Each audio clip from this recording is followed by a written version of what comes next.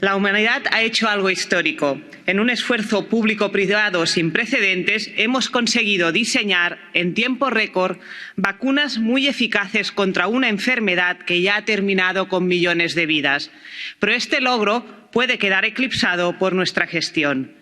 Es difícil entender que mientras en algunos países nos empezamos a preguntar si vacunar a nuestros hijos e hijas, los 29 países más pobres solo hayan recibido el 0,3 de las dosis disponibles. La Unión Europea debe apoyar una suspensión temporal de las patentes.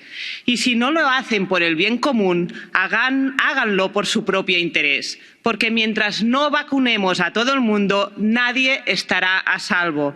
Las cadenas de suministro seguirán afectadas, la crisis económica se cronificará, las restricciones de movilidad persistirán y las nuevas variantes del virus seguirán llegando, también aquí. Europa tiene que ser parte de la solución.